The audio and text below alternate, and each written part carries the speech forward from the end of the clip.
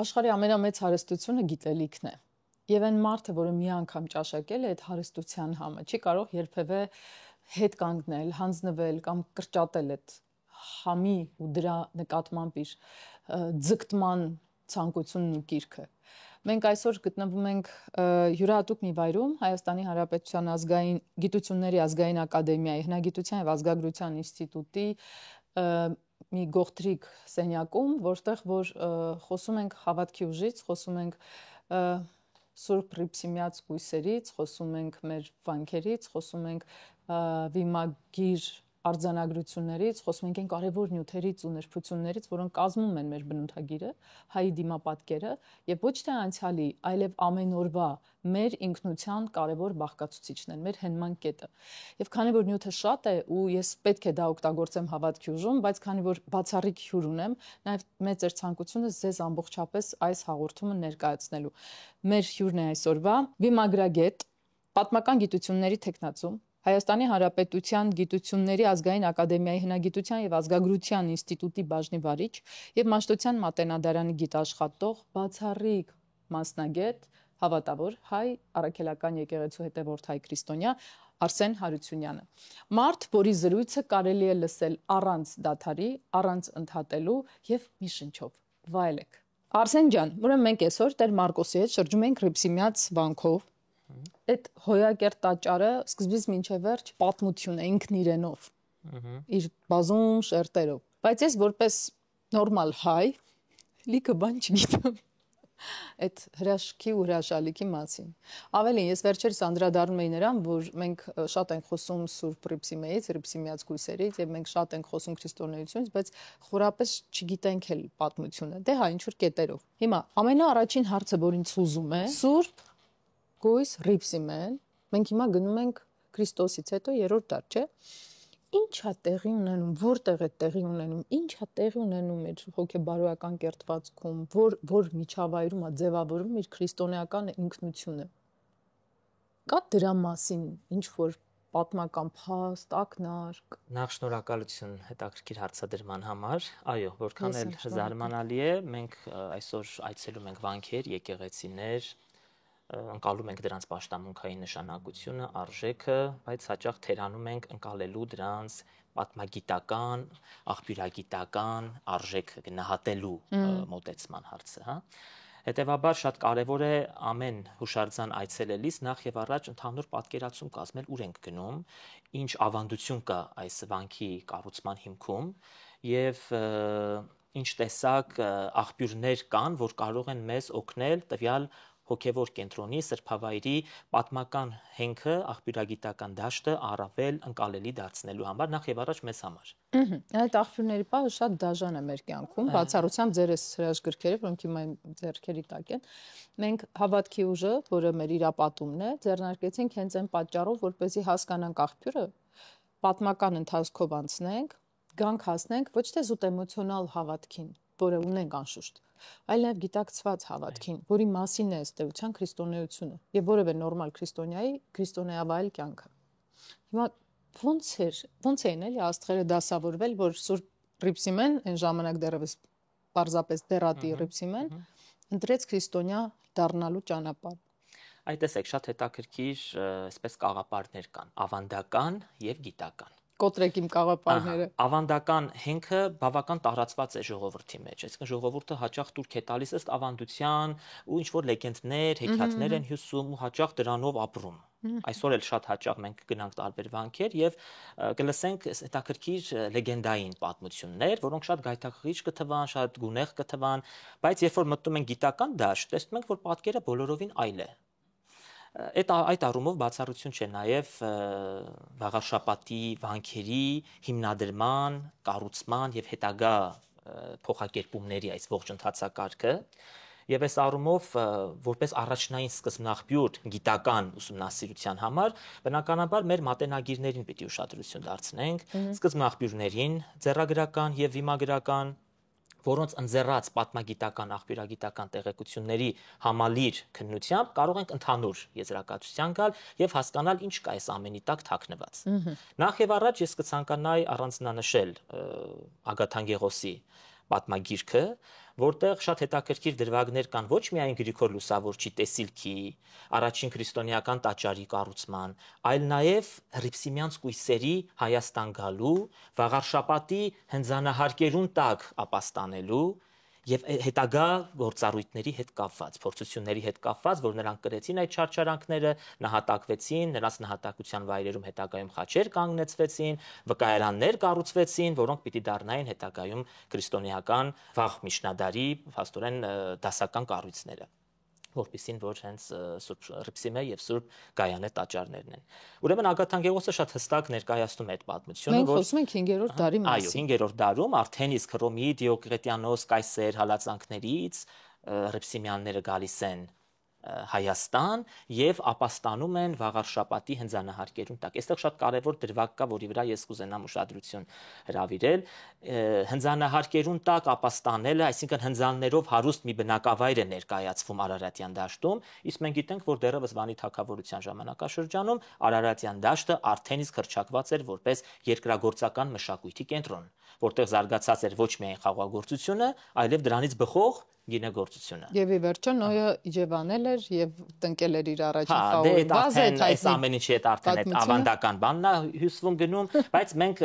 բերենք մատենագրական այդ տեղեկությունը, շահկապենք հնագիտական եւ աղբյուրագիտական տեղեկությունների հետ, որովհետեւ այն ինչի մասին հիմա որ ես խոսում եմ, սա իրականում հաստատվել է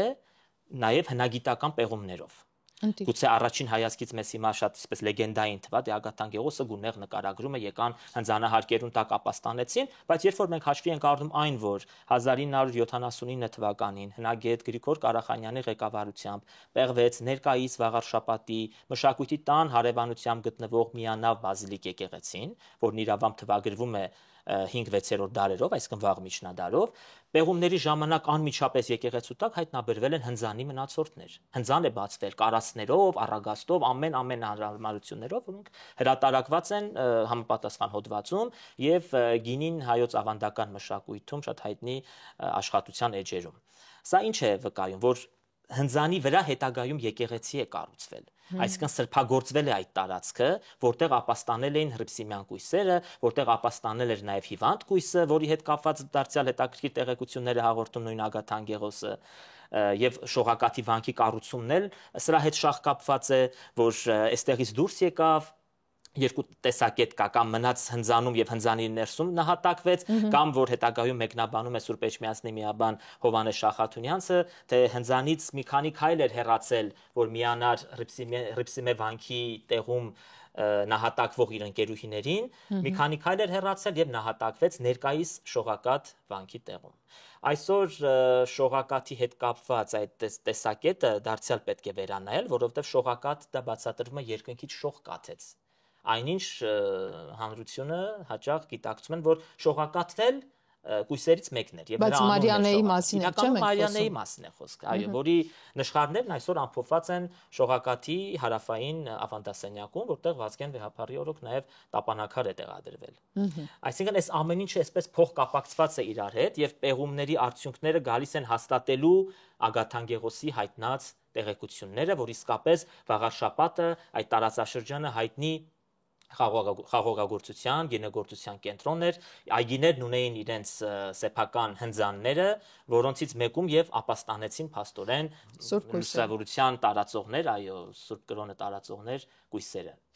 Ես ունեմ 3 հարց այս ձեր ասած մասի հետ կապված։ Առաջին հարցս մնաց առկախ, դեռ պատասխանը չեմ ստացել։ Եթե կա որևէ պատմական ակնարկ, ինչ-որ ընթացք, որը պատմում է մեզ, թե ինչպես Սուրբ Հռիփսիմեն լինելով լրիվ ուրիշ դավանանքի ընտանիքի անձ, լինելով ուրիշ արքայական ծագման, ազնվական, ինչպես է գալիս հանգում քրիստոնեությանը, ինչպես է դառնում դրա ամենավառ առաջամարտիկներից, այդ խոսում ենք դեռ մինչև Վաղարշապատ հասնելը։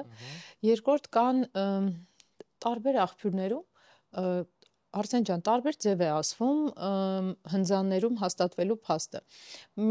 Որոշ տեղերում ասում են, որ ավելի ապահով վայր, քան Հայաստանն էր, այդ этаպում դժվար էր գտնել քրիստոնյաների համար եւ նրանք եկել էին նաեւ ապահովություն գտնելու։ Մյուս մասը ասում է, չէ, Աստծուց տրված էր այդ պատկերը, ծրագիրը եւ հաստատ Սուրբ Պրիպսիմեն իր համախոհ կույսերի հետ գալիս էին հստակ քրիստոնեական ծրագիրն իրականացնելու եւ տարածելու ձեր ասած լույսը ամբողջ Հայաստան աշխարհով եւ դրան հարակից տարածքներով։ Հիմա ես ուզում եմ հասկանալ որն է եղել իրական շարժառիթը, որ մարդիկ այդ ահռելի ճանապարհը կտրել հասել են, այդքան վտանգներով լեցուն հասնելով վաղ շաբաթ։ Որովհետև Հայաստանը նախ եւ առաջ արդեն իսկ հռչակված էր որպես քրիստոնեության օրրան, պայմանավորված Սուրբ Գրիգոր Լուսավորչի քարոզչական գործնեությամբ, Տրթատ Մեծի գործնեությամբ, այս ամեն ինչը արդեն տեղի էր ունեցել այստեղ։ Մենք խոսում ենք Սուրբ Պրիպսիմեի մասին, որին Տրթատի օրոք, այսինքն այդ քրիստոնեության ընդունման ժամանակաշրջանում 4-րդ դարասկզբին արդեն իսկ Հայաստանը որպես քրիստոնեության կենտրոն հռչակված էր եւ ավելի ուշ Հռոմից Սուրբ Կույսերի այսպես ասած մուտքը Հայաստան չպիտի զարմանալի թվա մեզ համար եւ ինչ որտեղ նաեւ տրամաբանված, որովհետեւ նրանք այլ տեղ չէին գնա կգային այստեղ։ Ես հիմա դարային ժամանակաշրջանային այնքան խառը բաներ եմ մտածում։ 4-րդ դարասկզբի մասին ենք խոսում։ Այո։ Երբ որ ընդունվեց քրիստոնեությունը, Գրիգոր Լուսավորչի քրիստոնեական կրոնի տարածում, Տրթատ Մեծի այդ մոլորություններ եւ դարձի պատմություն, այս ամեն ինչը տեղի ունեցան։ Իսկ ո՞նց է լինում այդ դեպքում Սուրբ Պրիպսիմեի եւ մնացյալ Սուրբ Կույսերի նահատակությունը, ո՞նց է լինում։ Մեր հիմնական սկզբնաղբյուրը այս դեպքում միակ սկզբնաղբյուրը, քանի որ մենք չունենք տվյալ ժամանակաշրջանից որևէ ձեռագիր, հիշատակարան կամ վիմական արձանագրություն, որ այս ամեն ինչը կփաստագրի, մեր հիմնական աղբյուրը այս դեպքում Ագաթան Գեղոսի տեղեկություններն են, որոնք այդ ձեր նշած այդ տեսակ մանրամասները թողնում են արդեն ընթերցողի մեկնաբանությանը եւ չի մանրամասնում այդ աստիճան մանրուքներ չի մանրամասնում, որ մենք կարողանանք հստակ սահմանել նպատակը բուն եւ այլ ժամանակային նաեւ սահմաններ, երբ եկան, որ թվականին, որ ամսին եւ այլ, այս մի քիչ արդեն գիտեք ինչ, եթե փորձենք սահմանումներ տալ, ապա գուցե թե մենք սայթակենք այս հարցերում, հետեւաբար բերեք հիմնվենք այն փաստերի վրա, որոնք որ ունենք, այո։ Ես հաճախ նույն կերպով մեկնաբանում եմ նաեւ դասախոսությունները իմ ուսանողների ներկայությամբ, խոսենք այն ամեն ինչի մասին, որոնք որ հստակ են, որոնք որ ունեն բացարձակ հիմքեր, պատմական, աղբյուրագիտական։ Հիմա եթե մենք չունենք վիմագրական, ձեռագրական տեղեկություններ այդ ավելի վաղ շրջանից, մնում է մեր հիմնական աղբյուրը Ագաթան Գեղոսի տեղեկությունները։ Ինչ է հայտնում։ Ուրեմն, այստեղ պիտի տրամաբանական արդեն վերլուծություն անենք, որ Հայաստանը արդեն իսկ դուք ձեր խոսքում արդեն նշեցիք, որ ամենաապահով քրիստոնեական միջավայրն էր համարվում, ճակերտավոր, որ եկել են այդ միջավայրում իրենց ապաստանը գտել։ Հենց այդպես էլ նկարագրում է ապաստանեցին հնձանահարկերուն տակ, որտեղ կային փաստորեն այդ բոլոր նախադրյալները, հետագայում իրենց այդտեղ, չէ, գտան եւ իրենք նահատակվեցին եւ նույն վայրում էլ փաստորեն իրենց նահատակությունը սրբագործվեց նույն Հայաստանում։ Այդ նահատակության դրվագրու հետագա սրբագործման պատմություններ շատ հետաքրքիր է, որ պիտի շահկապենք իրար հետ։ Ոնց։ Որ եկան այն միջավայրը, որը իրենց համար ապահովն էր համարվում, եւ գերադասեցին հենց այդ միջավայրում էլ նահատակվել։ Այստեղից իրենք չփախան։ Այստեղ իրենց համար դարձավ նաև այդ իրենց վերջնական մարտիրոսության բնակավայրը, եւ դա էլ պատահական չէր։ Այսինքն մի տեսակ նրանք հայկականացան նաև հայկական միջավայրում։ Այսօր հենց այդ էի ասում, երբ դամբարանի մոտ կանգնած էինք, մասունքների մոտ, ասում եմ, տարբեր ազգերի տարբեր կանայք էին, տարբեր տարիքի, սկզբում վստահ տարբեր մտածողության, բայց նրանք բոլորը դարձան նույն ազգի քրիստոնեական ազգության, հա, համընդհանուր, տիեզերական, այդ սիրո որտեղ արդեն չճանաչվեցին այդ ազգային բազմազանությունները, եղավ մեկ ընդհանուր միասնություն, մեկ ընդհանուր գաղափար։ Հա, դա հետաքրքիր։ Եվ դա կարելի է ասել, որ այդ ընդհանուր գաղափարն է, որ նշանավորեց ստեյության քրիստոնեության հաղթանակը։ Արսեն, դուք կնքված եք։ Այո։ Որտեղ։ Սուրբ Սարգիս եկեղեցին։ Փոքր ժամանակ եք կնքված։ Հա, ժամանակ շատ ընդունված էր Սուրբ Սարգսի, ես սիրում եմ այդ եկեղեցին շատ։ Ձեր տանը ով էր հավատավոր։ Չէ՞ որ դուք խորհրդային ընտանիքի զավակ եք։ Այդպես որ ասեմ, մեր տանը շատ խոր հավատով ապրող են եղել, այդպես տրադիցիոն բանով, չէ, բայց եւ հայրս եւ մայրս բնականաբար քրիստոնյաներ ենք եւ այցելում ենք եկեղեցիներ, մեր պաշտամունքի կենտրոններ եւ ձեր հարցին ուղղակի որպես շարունակություն կարող եմ ասել, որ իմ աշխատանքի մեջ ես դարձա ավելի հավատավոր։ Որտեվ դե դուք ընկղմեցիք։ Որովհետև իմ աշխատանքը, այո, ոչ միայն ինձ հնարավորություն տվեց իմ օտո ծանոթանալու մեր աշխարհագրությանն ու նրա մշակութային ժառանգությանը, այլև մեր գաղափարական այդ արմատների, ակունքների ճանաչելու միջոց դարձավ այս աշխատանքը, երբ որ դու ուսումնասիրում ես այդ գրերը, այդ ձեռագիր Մագաղաթե Մատյանները, ի վերջո այս ամեն ինչը մեր հոգևոր աշխարհն է ներկայացնում։ Եվ հասկանում ես, որ մի հիշման արժանի լինելու համար, հիշատակի արժանի լինելու համար, կամ մի ողորմի արժանանալու համար մարդիկ ինչեր են արել։ Գյուղեր ու այգիներ են նվիրաբերել եկեղեցիներին, որ պատարակների ժամանակ նրանք անվանապես հիշատակվեն։ Նույնը վկայված է նաև մեր խնդրու առարկա վանքերում, եւ Ռիփսիմեում, եւ Գայանեում, սա համընդհանուր երևույթ է եղել։ Ձեզ ներկայացնելիս պետք է ասել վիմագրագետ եւ իհարկե շարունակությունն էլ ասեմ պատմական գիտությունների տեխնացու, գիտությունների ազգային ակադեմիայի հնագիտության եւ ազգագրության ինստիտուտի եւ Մաշտոցյան մատենադարանի գիտաշխատող։ Ես հիշեցի 19 թվականին մեր Մաշտոցյան Չքնաղ մատենադարանում, երբ մենք սկսեցինք նկարել հավատքի ուժը, տարբեր դրվագներ էինք նկարանում եւ գնացինք Շուրիշկանի ավետարանի հետևից։ Եվ այնտեղ այդ ավետարանի արանքներում էլի թղթեր կային դրած երազանքի, ցանկության, չգիտեմ։ Ու պարզվեց հետո Բեգոյան վայի հետ էինք այդ քննարկում, որ էլի տարբեր սուրբ գրքերում, տարբեր պատմություններ անցած գրերում միշտ դնում են այդ թղթերը պաշտպանության, բժշկության, զավակատու լինելու, ինչ որ անընդհատ մի խնդրանքով դիմում են։ Ու ինչ որ մի պահի մարդու կյանքում առնչություն է լինում բուն հավատքի հետ։ Այդ թե երբ կլինի ինքն էլ չգիտի։ Ձեր կյանքում այդ բուն առնչությունը, բացի մկրտությունից, բացի պաշտոնական հատվածից, այն թվերի, ո՞րն է եղել։ Շատ սիրուն հարցեր։ Երևակայի վերջին տարիներին, քանի որ սկսել եմ զբաղվել Տաթևի վանքի ուսումնասիրությամբ եւ հասել եմ այն փուլին, որ իմ հանգիստը ուղղակի անցկացնում եմ Տաթև գյուղում, մասնավորապես վերջին տարին 24 թվականին 1 ամիս ես ուղղակի ապրեցի Տաթև գյուղում եւ այդ միջավայրը, վանքի հետ կապված այդ պատմությունները ամբողջովին, այսպես այնտեղ ուրիշ ձևով ես ընկալում։ Եվ մասնակցությունը ժամերգություններին, պատարակներին, կարելի ասել այդ ուղղակի կապը ձեր նշած, ես Տաթևի վանքում եմ զգացել ու էլի դրան բերեց իմ բուն աշխատանք չասեմ, երբ առաքելություն ասեմ, որտեղ ես աշխատանք չեմ դիտարկում։ Սա իմ կենսակերպի մի մասն է,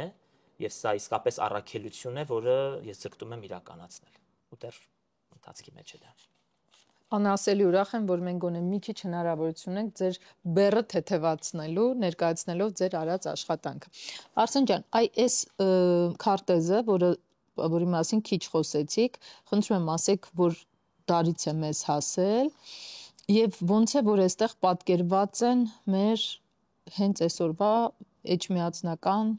վանքերը։ Ուրեմն քարտեզը շատ հետաքրքիր պատմություն ունի, այն պատահականորեն հայտնաբերվել է Բոլոնիայի համալսարանի գրադարանում, արխիվային փաստաթղթերի մեջ, բավական մեծադիր է։ Որ դարի է։ 17-րդ դար, հստակ թվական ունի 1691 թիվ, այսինքն 17-րդ դարավերջ, նկարազարդ է,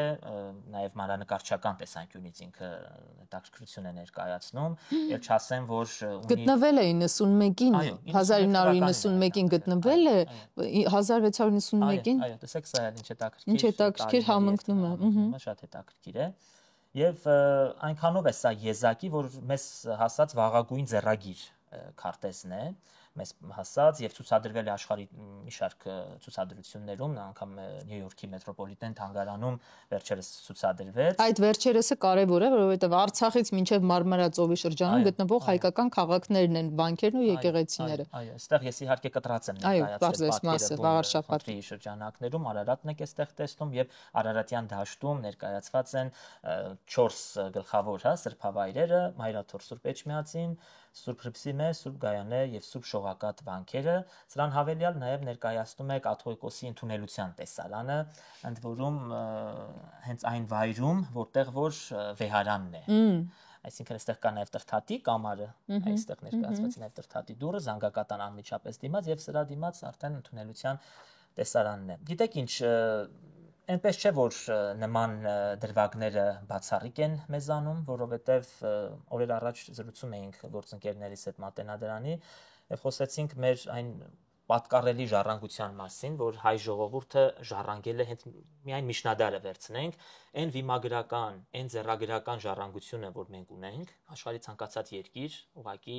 շատ բաներ կտար, որ այդ ամեն ինչը իրենը լիներ։ Ուղղակի մենք պիտի այդ ամենը ճիշտ գնահատենք, ճիշտ ներկայացնենք, ճիշտ լուսաբանենք, ամեն մի վավերագիր եւ ամեն մի փաստաթուղթ մի առանձին գրքի նյութ է, որ կարող ես խոսեցնել եւ հրամցնել քո լսարանին։ Եվ դա այն առումով է շատ կարեւոր, որ դա տվյալ ժամանակաշրջանում, տվյալ գրչի ձեռքով, այսինքն ամենիչապես ականատեսի ձեռքով գրված ուղղակի վավերագիր է, վկայագիր է։ Որոշ ճակերտավոր գոլեգաներ այնքան խավարամիտ են իրականում, որ անգամ միջնադարը տեսնում են որպես մութ տարիներ, խավարի տարիներ, երբ որ մեր միջնադարը էնել վաղ լրիվ ուրիշ գոյության կերպեր ու հայի են լավագույն տեսակի զարգացման հեռանկարներով ժամանակահատված։ Ու երբ որ հիմա որ դուք խոսում եք, այնքան ուրախանում եմ, որ ասում եմ, լավ է, հաստատում ենք մեր ամեն անգամվա ասածը ու փորձում ենք հերքել, ոչնչացնել այդ վատ կարծրատիպային միֆերը, որոնք ձևավորվել են չգիտես որտեղից։ Հիմա գիտեք ինչ, եթե դիտարկենք միջնադարի եւ նախաքրիստոնեական շրջանի այս սահմանագծումը, ապա մի բան ուղղակի մեջ բերեմ, բարձ դրվագ, որ բուն միջնադարում տևական ժամանակ մենք չունեինք պետականություն։ Եվ պետականությունը, հայկականությունը իր ուսերի վրա վերցրեց եւ պատվով առաջ տարավ բնականաբար մեր հայ առաքելական եկեղեցին։ Ես հենց այսօր կարդում եմ Սյունյաց աթոռի պատմությունը, մետրոպոլիտական աթոռի պատմությունը, թե ինչ տեսակ պայքար է մղել մեր հայ առաքելական ճշգրիտ դավանանքի պահպանման համար Ստեփանոս Օրբելյանը։ Քանի որ Կիլիկիայում, երբ որ հայրապետական աթոռը տեղափոխվել էր Վաղարշապատից, մենք դա գիտենք, չէ՞, մի քանի տեղեր տեղափոխվեց մինչև հասավ Կիլիկիա, Սսում վերջում հաստատվեց մինչև 1441 թվականին վերահաստատվեց նորից Վաղարշապատում, բայց մինչ այդ մենք մոլորությունների մեջ էինք հայտնվել, Կիլիկիայում գտնվող կաթողիկոսները, այսպես ասած, ուղղությունից արդեն իսկ շեղվում էին դեպի լատինամոլություն էին գնում, կաթոլիկացման էին տանում մեր եկեղեցին, եւ այս ամենի դեմ պայքարեց Ստեփանոս Օրբելյանը, Սյունյաց աթոռը երբեք, նաև Էջմիածինը, որ այդ ժամանակ իրականում շատ թույլ վիճակում էր, երբեք չմիացավ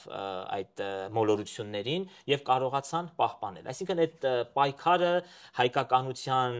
ամեն առումով եւ կրոնի միջոցով եւ լեզվի ու գրի միջոցով մշտապես եղել է։ Եվ մենք եւ Մաշտոցին ենք պարտական այդ առումով, որ կարողացանք պահպանել մեր լեզուն, մեր միտքը տարածելու միջոցը, որ ասորերենից եւ հունարենից հազարավոր գրքեր թարգմանվեցին 5-րդ դարում եւ ունեցանք ոսկեդարյա հնագիտություն, ներողություն, ոսկեդարյա գրականությունը։ Եվ ասեք, խնդրում եմ, որ դա կարող էր ու տեղի ունեցավ միայն այն բանի շնորհիվ, որ Մեսրոպ Մաշտոցը ստեղծեց հայոց գրերը, որ դա հատուկ պատվեր էր պետական ու պետականության ամենակարևոր հենասյուներից էր, որովհետև շատ դեպքերում ենք լսում, որ քրիստոնեության ընդունումից ու անգամ հայոց գրերի ստեղծումից հետո մենք անընդհատ բարդում ենք ու ես ինչ։ Չէ, այստեղ շատ կարևոր է տեղին նկատեցիք, որ եւ աշխարհիկ եւ հոգեվոր իշխանությունները գործեցին միասնաբար, Վռամշապուհ թագավորը, Սահակ Պարթև կաթողիկոսը, հիշենք այդ հայտնի դեմքերին, եւ ամենակարևորը այս ամեն ինչի մեջ որ առանցք է ուղակի միասնաբար գործելն էր։ Որտեղ որ պարակտվել ենք, որտեղ որ եղբայրը եղբոր դեմ է դուրս եկել, մենք այդտեղ ունեցել ենք պարտություն։ Դրանից օգտվել են օտարները, որոնք երբեք պահը բաց չեն թողել։ Երբ որ տարբեր իշխանական տներ, նույն Անի դեպքը, Անի անկման դեպքը, պարակտման արդյունք էր, ինչ էր։ Օգտվեցին դրանից եւ Բյուզանդիան եւ մյուսները եւ արդյունքում ունեցանք 1045-ին Անի անկումը։ Հետագայում էլի հզորացանք Զաքարյան իշխանապետության օրոք եւ էլի անկում ապրեցին։ Կիլիկյան թագավորությունը անկում ապրեց 1375-ին, որովհետեւ դարձյալ եղբայրը եղբոր դեմ էր դուրս եկել ու ընկանք օտար տիրապետողների իշխանության տակ, մինչև անգամ Սեֆյաններ, Օսմանյան կայսրություն, ունեցանք այնինչ ունեցանք։ Որից բրծում չունենք մինչև օրս։ Այսքանից հետո, Շեհելի Նազենի, շատ նշելի է այն փաստը, որ մենք դեռ կանք, մենք գոյություն ունենք եւ մենք այսօր ունենք փոքր, բայց մեր անկախ պետությունը։ Մենք Երևանի կենտրոնում, Երևանի սրտում ունենք 11000 միավորից ավելի հայերեն ձեռագիր կրող Մաշտոցյան մատենադարան, այսինքն մենք պիտի ամեն ինչ անենք, որպեսզի մեր ապագա սերունդը մեզ է տրված հիմա դա, այս ամեն ինչը գնահատի եւ ճիշտ ներկայացնի արդեն իր հաջորդ սերունդներին։ Եվ գոնե ժառանգի։ Գիտակցաբար ժառանգի բնականաբար։ Տոն թեկոզ անգիտակցաբար, բայց ժառանգի։ Գիտակցաբարի կորուստը շատ վտանգավոր է, այո։ Արսեն ջան, վերադառնանք Ագաթան Գեղոսին, այսօր վայի հետ էինք խոսում, որ Ագաթան Գեղոսը, ես հարցս էսպիսին էր, մենք 301 թվականից, իրականում 299-ից, որ գնում ենք ավելի վաղ, հա, սկսել է եփվել մեր քրիստոնեական պատմությունը, մենք Դադի վանքի դամբարանում, հենց Դադի մասունքները, եթե չեմ սխալվում, թվագրվում է առաջին դար, եթե սխալ եմ, ինձ ուղեք։ Բայց մենք գալիս ենք, հասնում ենք 5-րդ դար, որպեսզի Ագաթան Գեղոսի պատմիչի միջոցով իմանանք փաստերի մասին։ Ու խոսում ենք վայի հետ, որ ասում է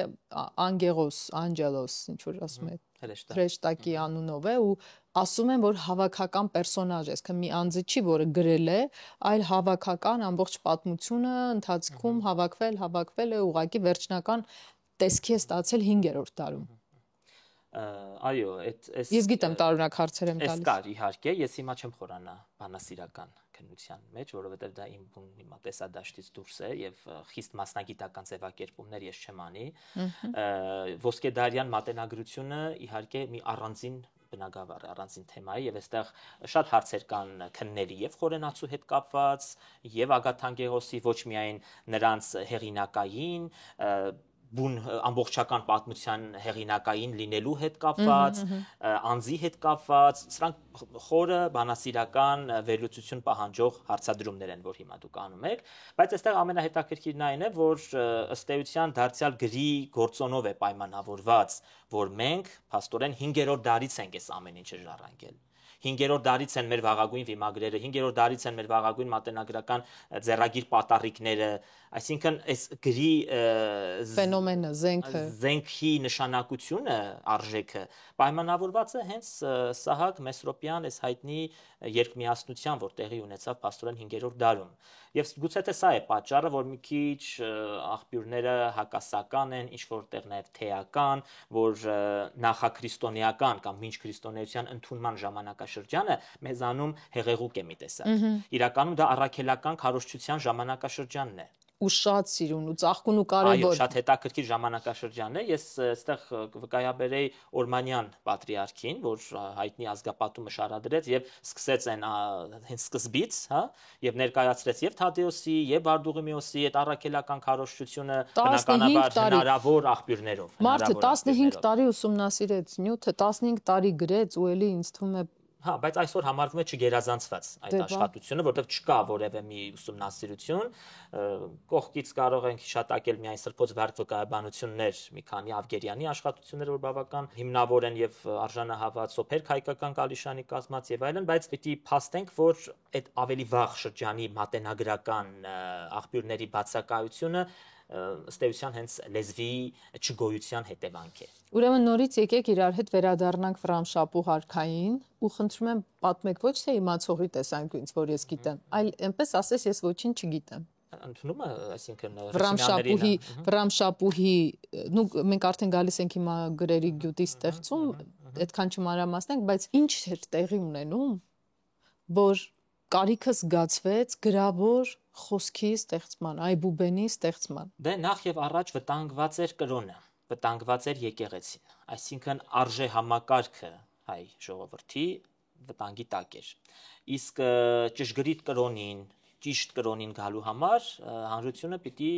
հասկանալի ունենար իր հասկանալի լեզուն, այսինքն Սուրբ Գիրքը պիտի հասկանալի լեզվով ներկայացվեր հանրությանը։ Հաղորդակից լիներ։ Ես շատ հետաքրքիր մի բան ասեմ, որ վստահաբար ձեզ էլ դա կհետաքրքրի, շատ հաճախ նկատառելով նաև ժողովրդի չկարդալու գործոնը, որ ոչ բոլորն էին, որ կարողանում էին կարդալ։ Մենք գիտենք, որ գիտակից խավը դա մեր եկեղեցականներն էին, հոգևորականներն էին, պատահական չէ, որ մեր մատենագիրների մեծամասնությունը նույն հոգևոր գործիչներն են եղել։ Դրա համար ձեռագիր մատյանները առավել շեշտադրեցին նկարազարդել։ նկարազարդման գործոնը առավել հիմնավոր դարձրին, որովհետև նկարի պատկերի միջոցով էր նաև փոխանցվում այդ տեղեկույթը։ Ու ավելի հեշտ էր ընկալել նաև։ Այդ նկարի միջոցով փոխանցումը դրա ակունքները իհարկե շատ վաղ են, չմոռանանք դեռ Քրիստոսից առաջ ժայռապատկերները 7-6-5-րդ հազարամյակներից, երբ մարդը տեղեկույթը փոխանցում էր իր պատկերացումներով եւ բնականաբար ժայռերի վրա արտացոլելով եւ երկրագործական տեսարաններ, բուսաերկրաչափական զարդատարեր, ջրային պատկերներ, կենդանիներ, որսի տեսարաններ, կենդանամարդ, այսինքն կյանքից վերցված դրվագը պատկերված է։ Նույն մոտեցումը կա նաև միջնադարում, երբ որ մենք հատկապես ծիսական բնույթի գրքերը նկարազարդել ենք, տերունական շարքեր ենք գցել ավետարաններին, թեկուզ որ անգիտակ մարդը որ չի կարդում, թեկուզ պատկերների միջոցով ծննդից մինչև մահը, մինչև հարությունը, այս ամբողջը մանրանկարների միջոցով իր համար արդեն ընկալելի լինի։ Արսեն ջան, վերադառնանք Սուրբ Հռիփսիմեաց գույսերին եւ երբ նրանք գալիս հասնում են Հայաստան, այդ ընթացքում տարբեր բնակավայրերով են անցնում, տարբեր տեղերում թողնում են իրենց հետքը, հավատքի գործոնն են ամրացնում ու հետաքրքիր է աշխարհագրությունը ոնց են եկել ու հասել Վաղարշապատ։ Ագաթանկեղոսի մոտ տեղեկությունները կան, բայց ինքը ավելի շատ կենտրոնանում է արդեն հայկական միջավայրի վրա։ Գիտեք ինչ, այստեղ շատ առիթն օգտագործելով շատ կարևոր հարց եմ ուզում բարձրացնել, որովհետև նույն Վաղարշապատում այսօր մենք տեսնում ենք Հռիփսիմեի նշխարների վրա կանգնեցված Հռիփսիմե տաճարը, որի խորանի տակ անմիջապես գտնվում է Հռիփսիմեի դամբարանը, բայց չենք հարցնում, թե ընդամենը 10 մետր դեպի արևելք ինչ եկեղեցու ավերակներ են, որ ամփոփված են Պարսպապատի անմիջապես տակը։ Այստեղ մենք պիտի շատ քաջ գիտակցենք, որ մինչև այդ խոշոր տաճարների կառուցումը նվիրված սրբուհիներին, այստեղ կառուցվել են բազիլիկատի փոքր եկեղեցիներ, որոնցից մեկը ըստ էության մշակույթի տան հարևանությամբ գտնվող Միանավ բազիլիկն է, որ թվագրվում է վաղ միջնադարով, եւ երկրորդ վաղ միջնադարյան եկեղեցին, որ գտնվում է Հռիփսիմե տաճարի արևելյան կողմում, մոտ 10-15 մետր հեռավորության վրա եւ անմիջապես զուգահեռ է տաճարին։ Դա է եղել մինչ Հռիփսիմեի տաճարի կառուցելը Հռիփսիմեին նվիրված վաղմիջնադարյան եկեղեցին, որին զուգահեռ արդեն Կոմիտաս Աղցեցի կաթողիկոսը 7-րդ դարի առաջին քառորդին կառուցեց փաստորեն ներկայիս տաճարը։ Հետևաբար այսօր ես կարծում եմ հայագետները, հնագետները, հոգևորականները ինչու՞ չէ, մենք անելիք ունենք, քանի որ այդ եկեղեցին ոչ միայն գտնվում է անմխիթար վիճակում, այլև անմիջապես վանքի արևելյան Պարսպապատի տակ է գտնվում։ Եվ եթե եկեղեցու մի մասը մենք այսօր տեսնում ենք վանքի տարածքում, ապա խորանը, որը մենասրբազան տեղն է, չէ, եկեղեցու արևելյան խորան անմիջապես գտնվում է Պարսպից դուրս, անմխիթար վիճակում, որտեղ կա նաև միաբանական գերեզմանոց, որտեղ թաղված են նշանավոր անձինք, կաթողիկոսների եղբայրներ, մայրեր եւ այլն, որ պիտի դա առաջիկային մենք նախաձեռնենք դրա ընդգրկումը վանքի տարածքում եւ այս Հռիփսիմեի պաշտամունքը, որին որ ըստ էության մենք նվիրել ենք մեր այսօրվա հարցազրույցը, Հռիփսիմեի պաշտամունքը ներկայացնենք Հռիփսիմեի վանքում համընդհանուր ձևով։ Չգնանք եւ միայն բավարարվենք 7-րդ դարյա տաճարի շքեղությամբ հիանանք, ներկայացնենք Կոմիտասի գործունեությունը, ներկայացնենք Կոմիտասի զույգ վիմագրերը, որոնք պահպանված են, այլ ներկայացնենք նախքան Կոմիտասի տաճարի կառուցումը մինչ 7-րդ դարը, ինչ պատկեր ունենք մենք այստեղ։ Իսկ այդ եկեղեցին պեղվել է ժամանակին, Ռաֆիկ Թորոսյանն է պեղել հնագետ 1976-78 թվականներին, հրատարակված է հաղորդում այդ պեղումների արդյունքների մասին, որտեղ հայտնաբերվել են նաև բազմաթիվ նշխարներ, նաև անալիզներ են արվել, հաստատվել են, որ այդտեղ հիմնականում կանայք են եղել թաղված, ըստ էության նույն Հռիփսիմյաններն են եղել շրջակայքում, եւ կարասային թաղումներ են բացվել եւ սարկոֆագային թաղումներ, իդեպ սարկոֆագային թաղումներից մեկը այնտեղ հենց ներկայացված է, ցուցադրվում է իր երկթեք կափարիչ ծածկով։ Ասածս այն է, որ այս պաշտամունքը պիտի ընդգրկուն ձևով ներկայացվի եւ Վաղարշապատ այցելողը բնականաբար պիտի շեշտադրի այս ժամանակագրական փուլաբաժանումները Հռիփսիմեի վանքի պաշտամունքի հետ կապված։ Վաղ շրջանը 4-5-րդ դարում այդ ավերակ եկեղեցու կտրվածքով, այնուհետ 7-րդ դարյա պատմությունը արդեն տաճարի տեսքով եւ իհարկե տաճարի հետագա պատմությունը, որ 17-րդ դարում Ֆիլիպոս Աղբակեցին արդեն վկայում է, որ եկեղեցիները գտնվում էին անմխիթար վիճակում, թալանված էին սրբոց նշխարները լատին կրոնավորների կողմից, ֆրանկերի կողմից։ Եկա եւ հասա այդ թեմային, այո, ֆրանկների կողմից թալանված էին եւ Հռիփսիմեի տաճարը եւ Գայանեի տաճարը, Միրով եկեք հասկանանք, թալանում էին ոչ թե հապշտակում էին, տանում էին ինչը մասունքները վերջակետ։ Այստեղ կարևոր է հասկանալ, հա, որ բնականաբար տանում են եւ այսպեսի բան կա, որ տանելիս Վարսկաստան են դեպի գնացել եւ նրանց ձեռքից փորձել են դրանք խլել մեր տեղի հոգևորականները եւ տարբեր գյուղերում չզարմանաք որ Սյունիքի տարբեր գյուղերում մենք այսօր ունենք Սուրբ Հռիփսիմեի պաշտամունքը ընդգծող հետաքրքիր մի ֆենոմենալ երևույթ, որ տարբեր գյուղական բնակավայրերում նույն 17-րդ դարի երկրորդ կեսին կառուցվել են բազմաթիվ բազիլիկատիպ փոքր եկեղեցիներ։ Այո, եւ Սուրբ Մինասին նվիրված եւ Սուրբ Հռիփսիմեին շատ են Սյունիքում սրանք։ Եվ ես որպես հետազոտող սա կապում եմ հենց այդ երևույթի հետ, որ տեղափոխելիս ուղղակի այն ինչ հնարավոր է փորձել են վերցնել նրանց ձեռքից եւ տեղական արդեն փոքր սրբավայրեր են կառուցվել նվիրված սրբոց հիշատակին։ Բայց ըստ մյուս պատումի մեր հոգևորականները, որոնք շրջելիս են լինում ուղղակի իրենց համար Էջմիածնի այդ տարածքով, այսքան վաղարշապատով տեսնում են, որ հանել են դրել են մասունքները ու արդեն պատրաստ են տանելու ֆրանկները եւ փորձում են դա խլել իրենց ձեռքից։ Այսքան ըստ որոշ պատումների էլ չեն հասել, հա, մինչեւ Սյունիք ու հետո դեպի Պարսկաստան։ Նույն ագաթան Արաքել Դավրիժեցին է նաեւ մանրամասն ներկայացնում այս պատմությունը եւ ոչ միայն Հռիփսիմեի օրինակով, այլև Կարենիսի,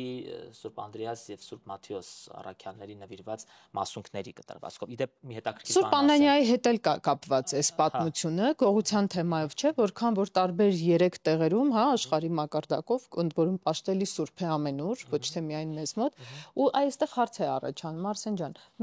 ես սկեպտիկ չեմ ու ես կարիքը չունեմ հավատալու աչքով տեսնելուց հետո։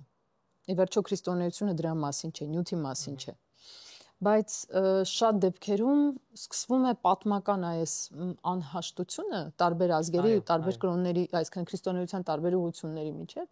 որպեսզի հստակ գտնվի այդ աղբյուրը, հստակություն են ուզում որոշ դեպքերում հավատավորները։ Անանյայի մասունքները այստեղ բերելու հետ կապված։ Չէ, էդ էլա կարող եք ասել, բայց նույն հիմա Սուրբ Հռիփսիմեի մասունքները վերջը տարել են, չէ, ինչ որ մասը։ Բայց մի մասը մնացել է։ Բերել են նորից ամփոփել են, այո, իհարկե, այդ տեղաշարժերը եղել են եւ դա մեր հայ առաքելական եկեղեցու լատին կրոնավորների հետ ունեցած անհաշտություններից մեկի վառ դրսևորումն է։ Եվ Արաքել Դավրիժեցին Էջմիածնի միաբաններից, որ հենց Էջմիածնում էլ թաղված է, ինքը մանրամասն նկարագրում է, մի առանձին գլուխ է նվիրում այս երևույթին, որ տարան մի մասը բերեցին, այ Նազանի ջան, հենց վերջո Գրիգոր Լուսավորչի այս տեսակ երևույթների հետ կապված է, որ նորից պիտի շեշտեմ, որ պիտի նաև հաշվի նստենք այն հանգամանքի հետ, որ թեև պատմիչն ասում է, որ վերցրինք եւ հետ բերինք, այդ ամբողջ ամփոփեցինք նորից իրենց տեղում։ Բայց մենք չգիտենք ինչքան են բերել։ Բայց մենք այսօր գործ ունենք բազմաթիվ Սուրբ Հռիփսիմե անունը կրող եկեղեցիների հետ։ Իսկ եկեղեցին եթե կրում է ինչ-որ սրբի անուն նվիրված է սրբի պաշտամունքին, ուրեմն այդտեղ առնվազն նրա մասունքներից պիտի ամփոփված լինի։ Սա ինքնին արդեն իսկ վառ վկայություն է եկեղեցու գոյությունը,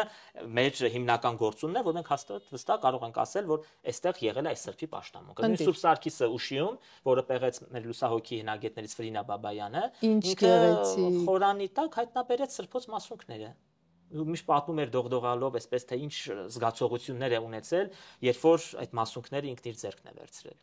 Այսինքն հետաքրքիր բան է ստացվում, եւ ավանդություն, եւ մի ավանդություն, որը չկա ավանդություն առանց իրական հիմքի։ Նույն Արաքել Դավրիժեցու պատմության մեջ վկայված նորից անդրադառնամ Կարենիսի եկեղեցուն, որ ասում է այստեղ ամփոփված են Անդրեաս եւ Մաթեոս առաքյալների նշխարները, վերջերս եկեղեցու խորանի տակ բացվել է երկմաս սարկոֆագ, ընդ որում փոքր, ոչ թե մի մարդաբոյ, այլ փոքր երկմաս սարկոֆագ, ֆենոմենալ բան է իր տեսակում, որը կարող է լինել միայն ու միայն սրբոց մասունքարան։ Այսօր էլ դա այդտեղ վկայված է, վերջերս մեր հնագետներից Դիանա Միրիջանյանն անդրադարձավ այդ խնդրին, հոդված հրապարակվեց, այնպես որ ավանդությունները հաճախ փաստագրվում են հնագիտական պեղումների արդյունքներով, պատմական տեղեկություններով, կարող են փաստագրվել, կարող են ժխտվել իդեպ։ Այո։ Հետևաբար ավանդությանը ես միշտ բան եմ անում, որ շատ դուրք չտանք, բայց եւ հաշվի առնենք այն հանգամանքը, որ մի բան եթե ձևավորվել է, եթե տարածվել է, համընդհանուր հնչեղություն է ստացել, ուրեմն սրա հիմքում կա նաեւ իրական շերտ։ Արսեն, դուք որպես վիմագրագետ եւ որպես գիտնական եւ որպես դասախոս եւ իբրև հավատացյալ հայ քրիստոնյա, Ըստ էս ո՞րն էր Սուրբ Հռիփսիմեի եւ բոլոր կույսերի ուժը, որը կարողացավ նրանց ոչ թե միայն բերել հասցնել մեր աշխարհ, այլև այդքան օգնել հավատարիմ մնալու իրենց արժեքին, հավատքին։ Գիտեք ինչ, իմ տեսակետով սա ես ներկայացնեմ, որ այստեղ իմ կարծիքով շատ կարևոր գործոն է նրանց կին լինելը նաև, այսինքն կնոջ գործոնը կա այս ամեն ինչում եւ գուցե թե այդ համընդհանուր հնչեղությունը այս ամեն ինչը ստացել նաև կանանց կողմից հավատին կարճած լինելու, հանուն հավատի նահատակվելու հանգամանքը հաշվի առնելով։ Եվ անձնականը փակելու, վերդասելով Աստվածային։ Չմոռանանք, որ հետագայում մենք ունեցանք նաև ուսանած անապատներ, Մյուսյունիքում Շինուհայրի եւ այլ վայրերում ունեցանք ուսանած անապատներ, որտեղ կանայք եւս հնարավորություն ունեցան դրսևորելու իրենց այդ հավատի նկատմամբ հատուկ վերաբերմունքը եւ Հռիփսիմյանները կարելի ասել այդ ուսանած անապատների կազմում ընդգրկված կանանց ուղղակի փայլուն նախօրինակներ կարող են հանդիսանալ։ Հիշենք Հռիփսիմե Թահիրյանցին, նշանավոր մայրապետ, Թբիլիսի Սուրբ Ստեփանոս ուսանած անապատի երևելիներից մեկը, հենց Հռիփսիմե անունն էլ կրում էր, այսինքն ես կարծում եմ, որ այդ համընդհանուր հնչեղությունը, որ ստացել են Հռիփսիմյանները, եւ այսօր էլ մենք հատուկ ակնածանք ունենք, հա, դպրոցական դասագրքից մենք Ագաթանկեղոսով սկսում ենք սերտել այս ամեն ինչը, որ Հռիփսիմյանները եւ այլն եւ այլն եւ այլն։ Ձեր դպրոցում հավանաբար լավ Մեր ժամանակի դպրոցը իհարկե բոլորովին այլ դպրոց է։ Դա տվել են նույնիսկ սովետական, բայց լավ պատմություն էին անցնում։ Ամբողջը իհարկե շատ։ Մեր ժամանակ ես չեմ հիշում, որ դպրոցում մենք անցնեինք Հերիքչի Ագաթանկեղոս, դեռ մի բան էլ անցնեինք Հռիփսիմյաց կույսեր։ Ես դա ցավով եմ ասում։ Ոսկեդարյան Իմը 90-ականներից աներ դպրոցներ, 80-ականներից 90-ականներ, նորագույն պատմության էջերն ենք անգամ տանուլ տվել, էլ ուժ մնաց։ Հա, ասածս այն է, որ այս ամեն ինչը պիտի հաշվի նստել ընդհանուր կոնտեքստում, ընդհանուր առումով դիտարկել եւ նրանց հնչեղություն ստացած գործոնը ըստ էության պիտի պայմանավորենք նաեւ որպես կին մարտիրոսներ լինելու հանգամանքով։ Իսկ կարող ենք ասել նաեւ, որ Հռիփսիմեի արքայական ծագումը, ազնվական ծագումը եւս մեծ դերակատարում ունեցավ։ Հռոմսիմե անունը նշանակում է գեղեցկուհի, հա, Հռոմի գեղեցկուհի, Հռոմսիմե։ Ես չէի պայմանավորի դրա հետ, որովհետև այստեղ արդեն այդ արքայական, իշխանական, չէ, Կլավդիոսներից չէր սերում։ Թագու պսակը դնենք մի կողմ, չէ, բայց օժիտը պակաս կարևոր չէ։ Կլավդիոսի կրոնական համատեքստում։ Չէ, նրան կնության վերցնելու ցանկության համատեքստում Դիոկլետիանոսի կամ հետագայում Տրթատի, որից ինքը փախավ եւ չուզեց ենթարկվել։ Համենայն դեպս այստեղ որպես ուժ գլխավոր գործիք ես կարծում եմ, որ հավատքն է։ Շնորհակալ, ուզում եի ասեք։ Սպասում եի վերջում դրան։ Դե անշուշտ հավատքներ, հետո ինչքան ուժեղ պետք է լինի մարդը ներսի իր հավատով, որ այդքան ողբերգության միջից դուրս գա մաքրված ու էլի չչարացած, եւ էլի ներող, ու էլի սեր տարածող, չէ։ Եվ հետաքրքիր է նույն Ագատանի Առաքել Դավրիժեցու տեղեկությունները, որ ասում են նշխարները սպիտակ էին, նկարագրում այդ ամեն ինչը։ Նրանց նշխարները մաքրամաքուր էին, արծաթափայլ էին, անուշահոտ էր բուրում, այսինքն հոտի, գույնի, այս ամեն ինչը շատ կարևոր է, սա պատահական չեն օգտագործում պատմիչները այդ բառերը։ Սրանով ընդգծվում է նաև այդ քրիստոնեության մաքրությունը, անաղարտությունը, ինչու՞ չէ նաև սա նաև միջոց է սրբացնելու, հաղորդակցելու նաև ժողովրդին այս ամեն ինչը, որտեղ մեր ժողովուրդը ճիշտ է միջնադարում ենք, երբ որ կարդում ենք այդ տեքստերը, տեսնում ենք թե ինչքան աստվածավախ են եղել, ինչքան հավատավոր են եղել, բայց դրա կողքին եղել է նաև հակառակը բնականաբար։ Մոլորության մեջ կանգնածներն են դիտարկվում այս համատեքստում եւ պատմիչների կողմից այդ դրվագները նաև ինչ որ խթանիչ ուժ են եղել, որ տեսեք թե ինչ տեսակ կրոն է սա, սրա համար պայքարողները ինչի են արժանացել ու պատմիչների մոտ միշտ այդ իդեալականացնող, իդեալականի ձգտող գործոնը միշտ շեշտադրված է եղել։ Արսեն ջան, հետո չմոռանանք, չէ, որ նույն Տրթատի ժամանակ էլի շատերը փորձել են գերադասել զրադաշտությունը իրենց բիզնես նկատառումներից ելնելով։ Հիմա եթե ժամանակակից լեզվով խոսենք, դավանափոխ են լինում, ճամբարափոխ են լինում, ըստ իրենց օրվա հացի ունեցած քսակի կամ, չգիտեմ, ճակերտավոր շրջանառության գերի մնալով։ Ու այդ իրավիճակում ավելի դժվար էր չունենալով լրիվ ամբողջ արիստոկրատիայի ուժը, իշխանականների ամրացումը գնալ ու ընտրել քրիստոնեությունը իբրև պետական կրոն։ Ամեն դեպքում բարդ քաղաքական նաև գործընթաց է։ Պատմությունը գիտեք, նմաններին դավաճանի պիտակով է հենց ներկայացրել եւ մենք քչերին չենք ունեցել, ովքեր համագործակցել են Պարսից տիրակալների հետ, մոռացել են հայրենիք, մոռացել են սրբություն, բոլոր ժամանակներում էլ դրանք եղել են։ Պարզապես, չգիտեմ, գուցե հետադարձ հայացքով իդեալականացված է երևում էս ամենը, որովհետեւ այսօրվա այս օլիգարխիկ մոդելը նույնը ես վստահ եմ եղել է նաև միջնադարում։ Եվ միջնադարում էլ այդ իշխանած իշխաններ, գահելեց իշխաններ, մելիքներ, խոջաներ, որ ներկայացնում ենք այսպես բանով, չէ, պայծառ գույներով,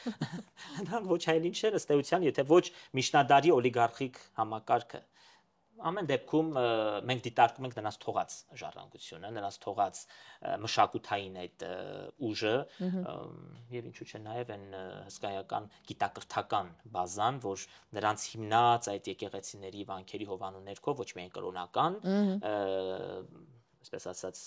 ուժն ենք ամրապնդել, այլև գիտական եւ կրթական, որովհետեւ մեր դպրոցները, համալսարանները, վարդապետարանները չմոռանանք, որ գործում էին հենց վանական համալիրների կազմում։ Այդ մոռանալու բան չի, որովհետեւ էլի բան չի փոխվել։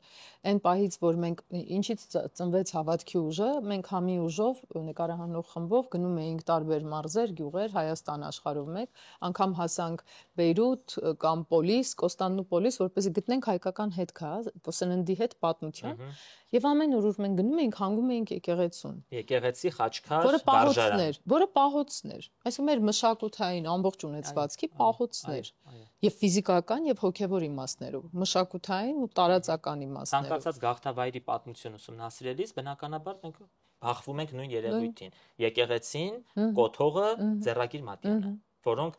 տվյալ միջավայրում հայկականությունը ցուցող հիմնական գործոններն են եղել։ Որտեղ եղել է հայը կառուցել է իր հավատի տունը, եկեղեցին, կանգնեցրել է իր քրիստոնեական կոթողը, որը խաչքարն է, եւ գրել է իր ծիսամատյանը ձեռագիր հիշատակարանով հանդերձ։ Եվ թխել է իր լավաշ հացը։ Այդքան այդ 4 սյուները տեսանկյունից հայ։ Բոլոր։ Վերջում մենք խոհանոցը իհարկե դա էլ կարևոր։ Արսեն Հարությունյանի Վաղարշապատ գիրքը, ես չգիտեմ դուք ունեք թե ոչ, ես էլ չունեմ, բայց այդ հույսով կապրեմ։ Այսպես են նվեր կորզում։ Եվ այստեղ վանքերը եւ հիմական արձանագրությունները աշխատությունն է, բայց մեջը մի ամբողջ մատենադարանի նյութ կա, այն որ չգիտեմ որտեղից պետք է սկսենք եւ ուր գնանք։ Սկսենք վիմագրությունը ինչ է մեզնում։ Այ դուք հարցնում եք մի հարց, որն այնքան ծավալուն պատասխան է ենթադրում, բայց ես կփորձեմ հիմա շատ կարճ ձևակերպել։ Վիմագրություն, գրություն, քարի վրա, նախ եւ առաջ բառի բացատրությունը, վեմ, քար, գիր, գրություն, էպիգրաֆիկան է նույն միջազգային սրա ընդունելի տերմինը։ Շատ հետաքրքիր է ավանդույթը վիմագրության, որը մենք ժառանգեցինք միջնադարում արդեն Վանի թագավորությունից։ Երբ որ урարտական արքաները տարբեր իրադարձությունների առիթով ռազմական հաղթանակներ, շինարարություններ, նորոգչական աշխատանքներ, տարբեր առիթներով արձանագրություն էին կազմում։ Եվ այդ արձանագրությունները կազմում էին հիշատակելով Աստծուն, Խալդին, Գերագույն Աստծուն, իրենց անունը, ընդ որում հետ համես չէին պահում իրենց տիտղոսները, ասպես շարունակ թվարկում էին урարտական շրջանում, եւ իհարկե իրենց գիրը անխախտ պահելու համար ձևակերպում էին նզովքի բանաձև, որ գիրը չեղծվի, քանի որ գրի եղծումը էության եղծման պես հավասար մի բան էր։ Իսկ քանի որ գիրը կա, իր անունը հիշատակված է գրում, ուրեմն ինքը ապրում է, ինքը գոյություն ունի։ Իհարկե, բայց ինչի համար փակագրվեցին շատ անուններ, որն էր նպատակը, որ ծածկագրվեցին շատ վիմագրեր։ Մենք այսօր տեսանք այդ կապագրերից մեկը։ Կցագրեր եք տեսել, այո, այնտեղ Վաղարշապատում կցագրեր, փակագրեր, փակագրեր։ Փակագրեր կամ կապագրեր։ Փակագիր ենք ասում։ Փակագիր ասենք, որը կար Սուրբ Ռիփսիմե բանկի Ֆորշի ներսում նախասրահի հատված։ Այստեղ էլ կան այդ փակագրերը։ Հակոբ Շամախեցի կաթողիկոսի անվանագիր փակագրերն են դրանք։ Այդ ժամանակ, երբ դրանք փորագրվել են, Հակոբ Շամախեցին դեռ կաթողիկոս չէր։ Շամախեցին գահակալել է 18-րդ դարի կեսերին, իսկ փակագրերը թվագրվում են 1720-ականներով։ Հետևաբար այդ ժամանակ ինքը տեղապահ էր եւ ըստ էության շնորհաշատ մի գրչի է հանձնարարել, որովհետեւ շատ վայելչագիր են այդ փակագրերը։ Շատ գեղեցիկ։ Այսինքն դու դրան պիտի տիրապետես, դա հատուկ մասնագիտություն է եղել եւ ոչ բոլոր փորագրիչներին էր տրված գրագետ փակագիր կազմելու արվեստը։ Իդեպ դա մի հարց է, որը մեզանում դեռևս համալիր ուսումնասիրված չէ։ Փակագրության երևույթը, կազմելու սկզբունքները, ոնց են կազմել, հա, ճիշտ է, ով է ժամանակին Սուրեն Սաղոմյանը մի հոդված նվիրեց այս երևույթին, բայց նախնական պատկերն է սա ներկայացում, հետեւաբար հետագայում թեկուզ եւ ուսանողներին ավելի մատչելի ներկայացնելու համար մենք պիտի նախաձեռնենք նաեւ այդ վիմագրաման սղագրման երևույթներին եւ փակագրին եւ կցագրությանը եւ համառոտագրությանը, որի վրա հորիզոնական գիծ է դրվում այդ տերունական բառերի, սրանց նվիրված առանձին ուսումնասիրություն պիտի հրատարակվի, ինչու՞ չէ նաեւ երկլեզու տարբերակում։ Ինձ միշտ թվում էր, որ այդ հորիզոնական փոքրիկ գծիկը, որ վերևում դրվում են, աքսանի նման բան է, այսինքն շեշտի նման բան է, որը պետք է ընդգծի։ Հա, հետո արդեն հասկացա։ Օրինակ Քրիստոս բառը, քս Հիսուսը, ես կամ վերջավորությունները իշխանության, փրկության, իշխանութե վերևում գիծ է դրվում, այսինքն գրիչը մեզ հուշում է, որ կրճատել է ներսի տառերը։ Այստեղ զգոն եղիր, այստեղ կրճատում է արված, դու պետք է կարդաս բառը ամբողջությամբ։ Այսինքն մեզ որոշակիորեն հնարավորություն է տալիս գիրը վերծանելիս ավելի հեշտ կողմնորոշվել։ Ամեն ինչ արել ենք, ամեն ինչ իմացել ենք։ Այո, եւ շատ հաճախ զարմանում ենք, թե ինչու ենք, հա, ինչից ուր ենք հասել, ուր է այդ ավանդույթը, չգիտեմ որտեղ է թերացումը, բայց թերացումը ակնհայտորեն կա, քանի որ փոխվել է ժամանակը եւ դա ինչ որտեղ նաեւ օրինաչափ է, որևէ բան քարացած չի մնում, այսինքն փոփոխության է գնում, ինչպես ձեռագիր գրքին փոխարինելու եկավ տպագիր գիրքը, մանրանկարչությանը փոխարինելու եկավ փորագրանկարը եւ այլն, այս ամեն ինչը իրար հետ տրամաբանական շարունակվում են։ Այսօր հնատիպ գրքին արդեն ժամանակակից գիրքն է փոխարինում, որտեղ արդեն չկա հիշատակարան երևույթը, փոխվել է կազմի դեկորացիան, եթե մենք միջնադարում հատուկ վերաբերմունք ունենք, չէ, արտաքին լուսանցները հատուկ ներկում էին կամ դռնակով փակում, որ հնարավորինս գիրը երկար դիմանա, որովհետև գիրքը ընկալվել է որպես սրբազան մասունք, գիրը հատուկ պաշտամունքի է արժանացել, գիրը նվիրաբերվել է վանքերին, որի դիմաց ենք եղել, այդ ազգն ենք եղել, որի դիմաց պատարակներ են ստացել եւ գիրքը համարվել է հատուկ պաշտամունքի առարկա։ Այսօր կան իհարկե, ես չեմ ուզում այսպես ընդհանուր ձևով սա բանանեմ, ընդհանրացնել, բայց մենք շատ ենք հեռացել գրքից եւ ուսանողներին նկատողություն անելու հիմնական պատճառներից մեկը քիչ կարդալն է, որ շատ են տուրք տալիս համացանցին, շատ են տուրք տալիս համացանցային նյութերին, իհարկե համացանցը ունի առավելություններ, արագ կողմնորոշվելու եւ այլն, բայց կասկածելի նյութերը օգտագործել ճիշտ, հասկանալ որտեղ ինչ ես օգտագործում, ըստ այդմ կառուցել քո թեզը ճիշտ նյութերի հիման վրա։ Վերադառնանք Սուրբ Հռիփսիմեի երկու վիմագիր արձանագրություններին։ Մեկը տեսանելի վայրում է, հենց խորանի վերևում շատ գեղեցիկ մենք դա արձանագրեցինք, եւ երկրորդը ցավոք սրտի ներկայումս ոչ տեսանելի, բայց Փառք Տիրոջ լավ պաշտպանված, պահպանված, ինչի մասին են դրանք։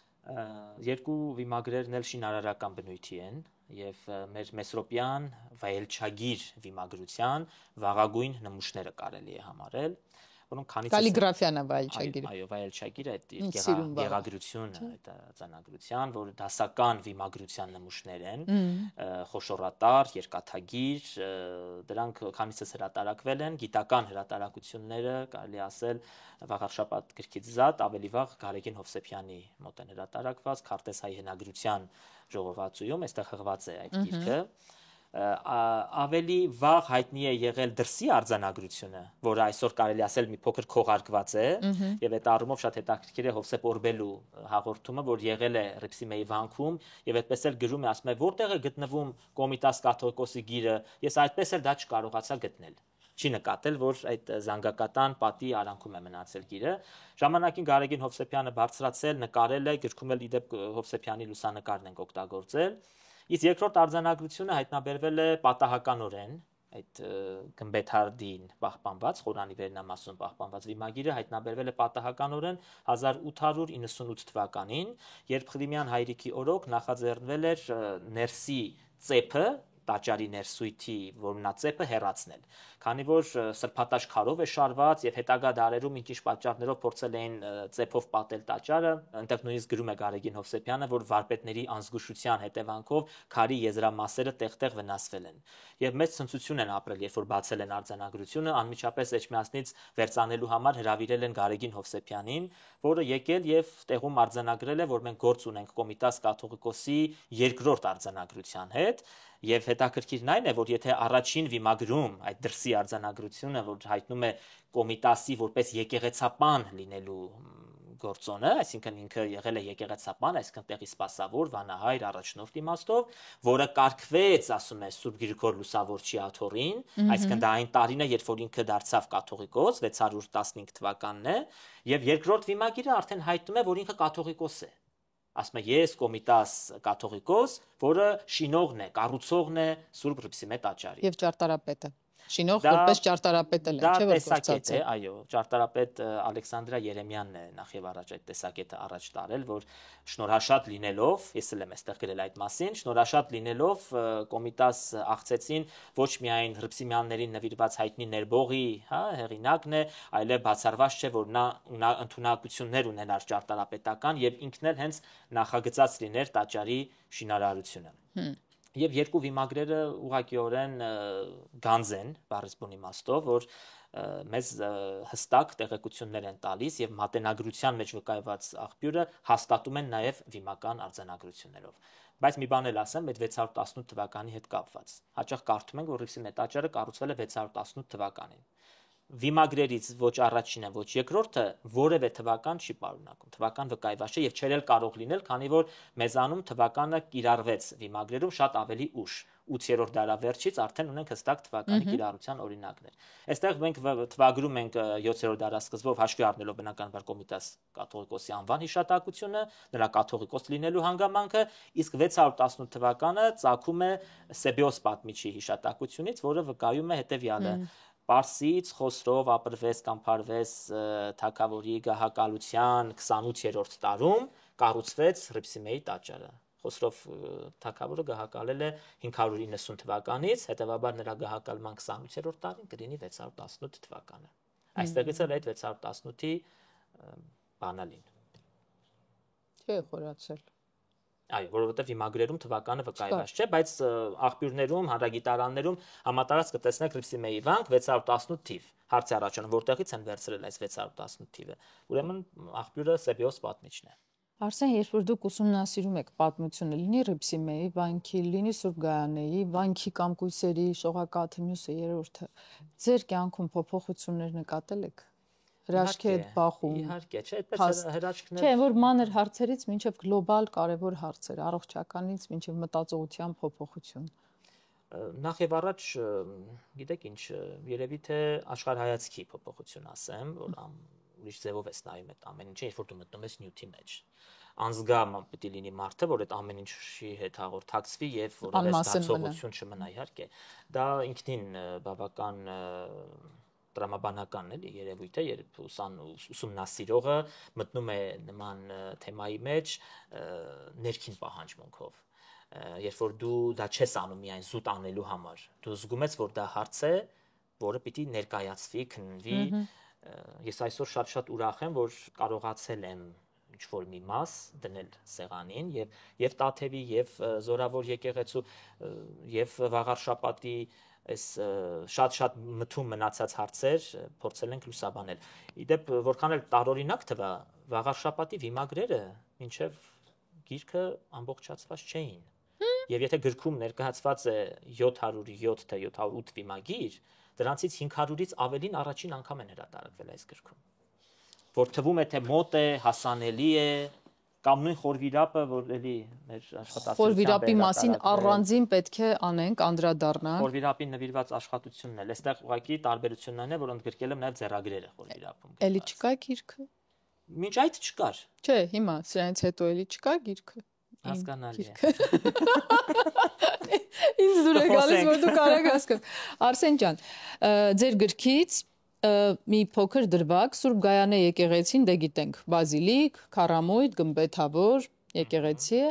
եւ այն մեզ հասել է գրեթե ամբողջովին կանգուն։ Այո, շատ քիչ է փոփոխվել ճարտարապետական առումով 17-րդ դարում գմբեթն է վերաշինվել, քանի որ Առաքել Դավրիշեցին մանրամասն նկարագրում է։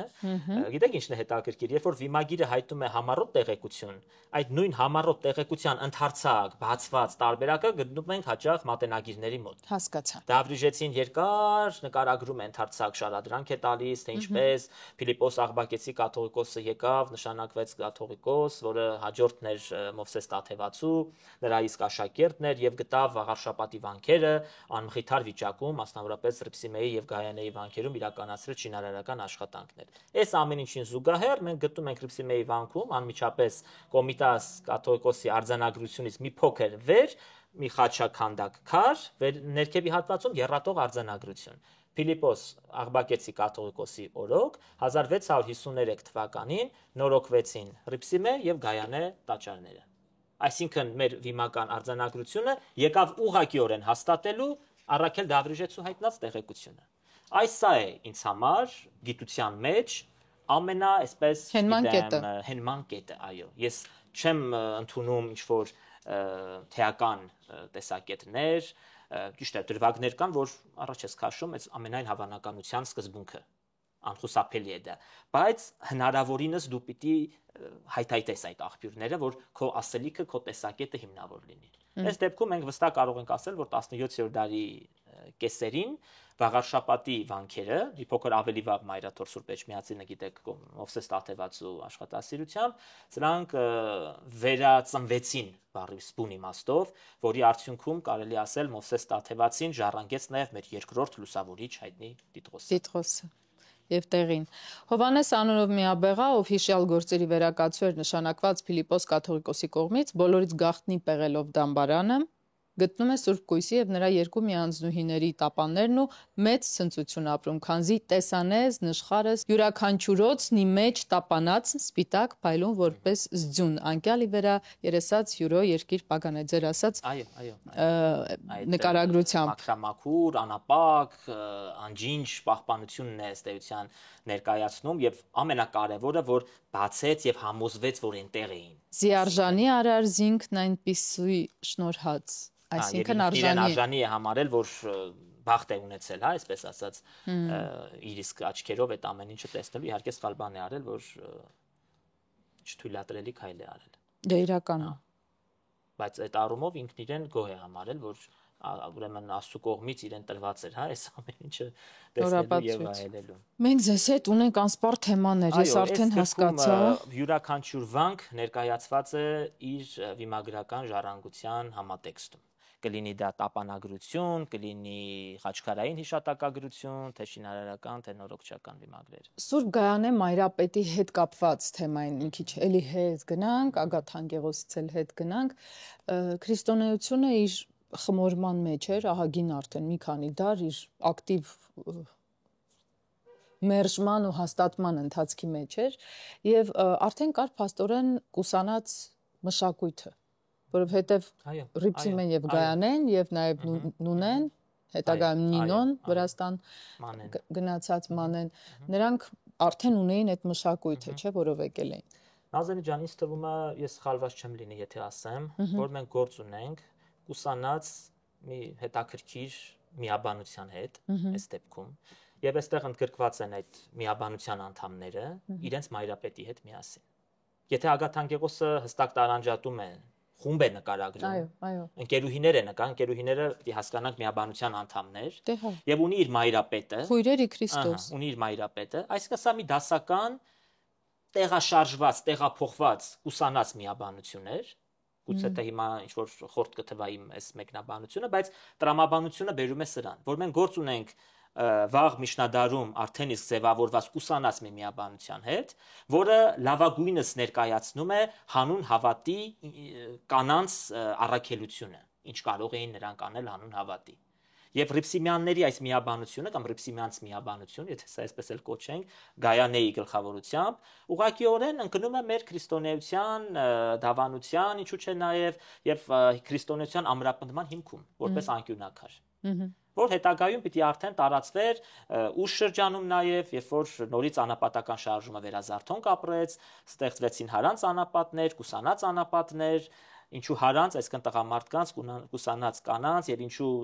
տղամարդկանց անապատները գտնվում էին ավելի մեկուսացված վայրերում, կանանց անապատները մարդկանց քաղաքային միջավայրերում պաշտպանությունից բնականաբար ելնելով, քանի որ կանայք գերադասում էին գյուղական բնակավայրերին մոտ լինեին, քաղաքային միջավայրերում լինեին։ Բացի դրանից ինձ թվում է ամենաշատը մարդուն մոտ է հենց այն մարդը, որը իր օրինակով ցույց է տալիս իր կենցաղավարությամբ եւ կանայք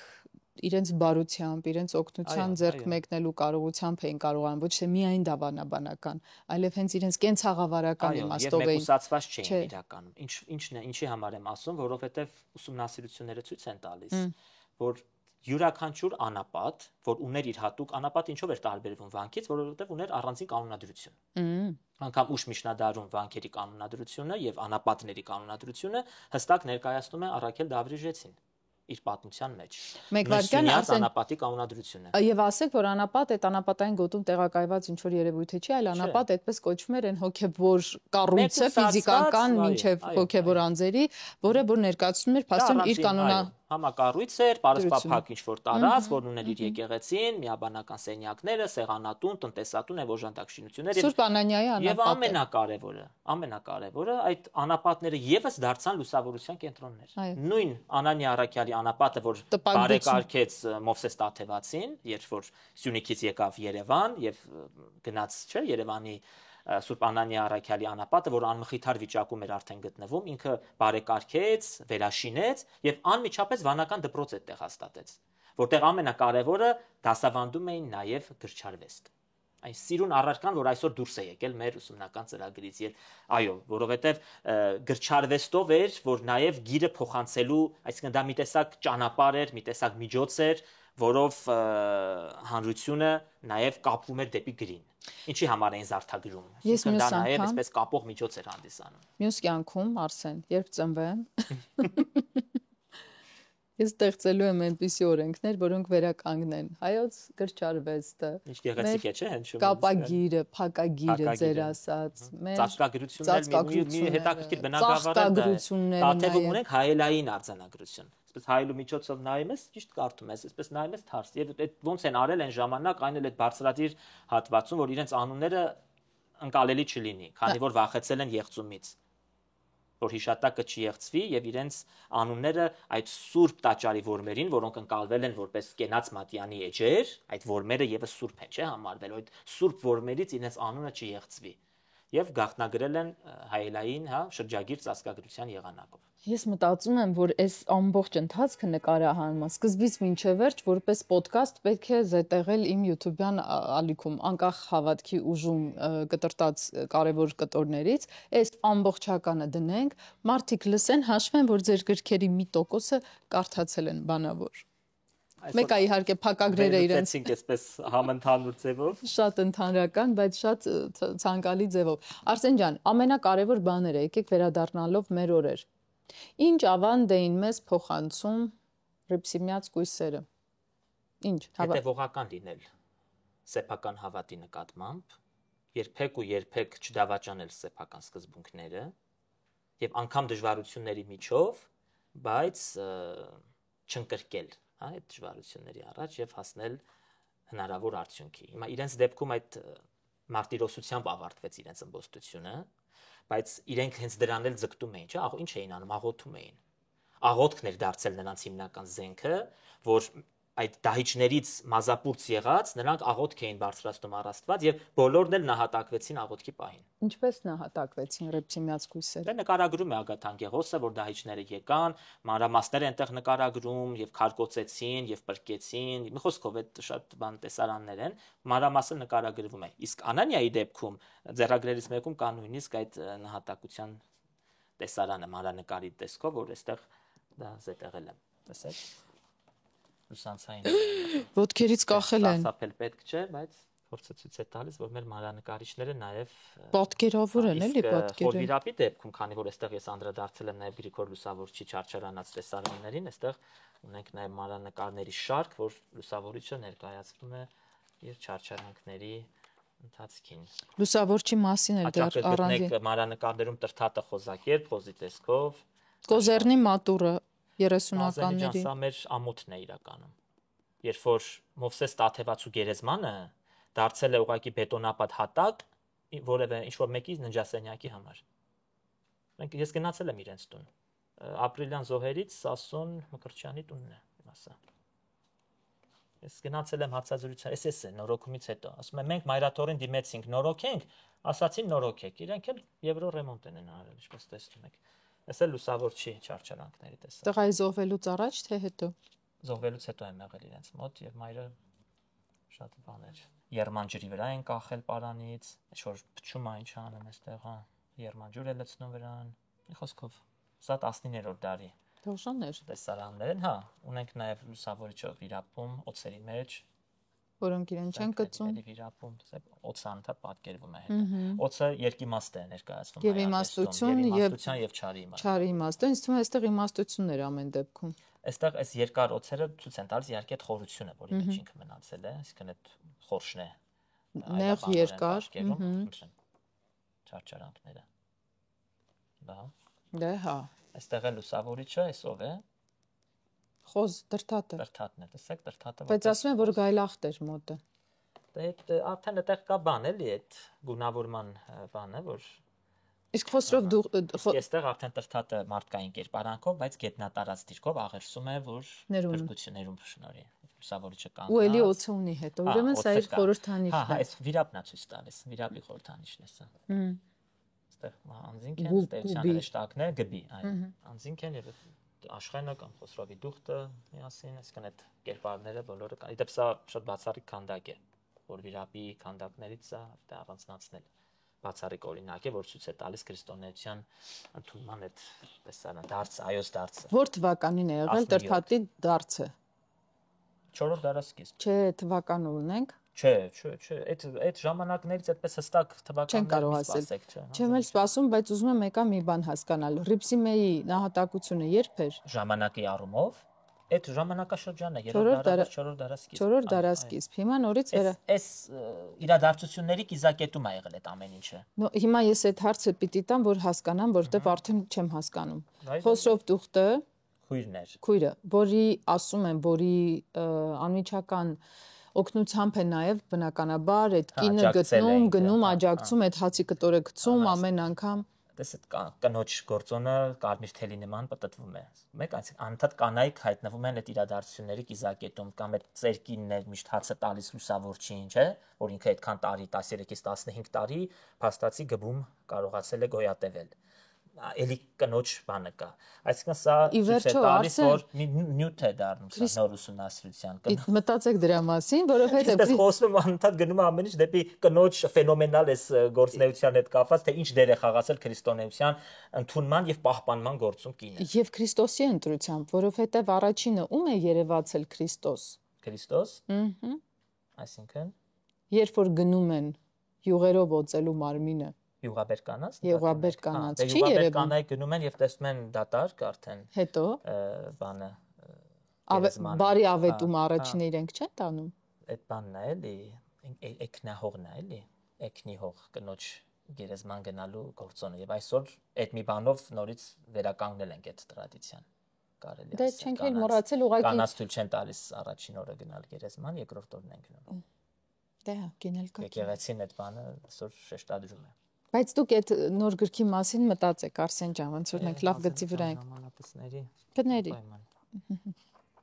Այ Դամասկոսի Սուրբ Անանիայի անվանագիր ստորագիր, այս մի օր Անանիայի մասին առանձին կանենք ձեր գրքով։ Այնտեղից եկավ հասավ այստեղ, նշխարները բերեցին այստեղ ամփոփեցին եւ զորավոր եկեղեցում, այսօր ինչ է ուզում ասել զորավոր եկեղեցու հետ կապված, որ քչերը գիտեն թե ինչու է կոչվում զորավոր։ Ինչու է զորավոր։ Սուրբ զորավոր ավետարանը բերվում է ավետարանի անունից է։ Միակ եկեղեցին է, որ իր այդ մականունը ստացել է ավետարանի անունից։ Ես դա գիտեի։ Բայց ներսում դուք գիտեք, բայց շատերը գիտեն այդտեղ կա Վարդան զորավարի գործոնը։ Չէ, զորավոր է,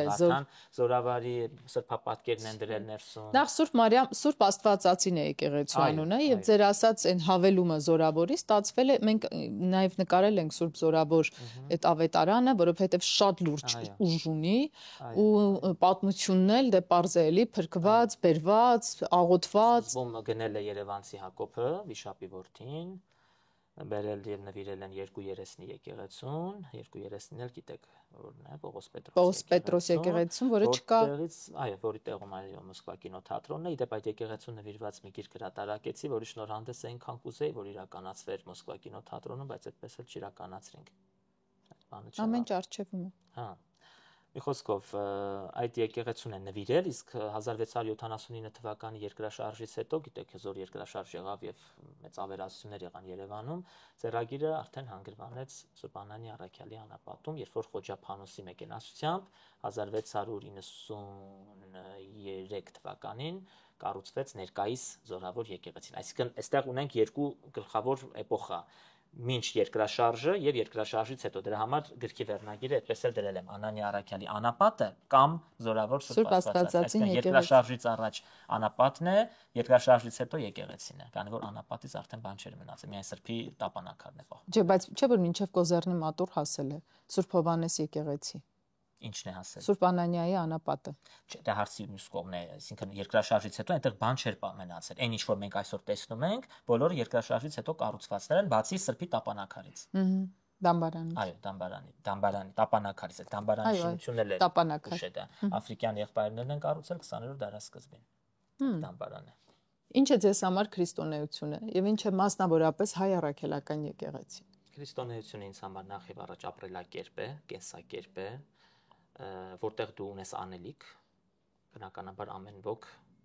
ունի իր բաժին անելիքը, իրեն տրված առաքելությունը, եւ այդ առաքելության մեջ պետք է գործի հնարավորինս համակարգված, կազմակերպված,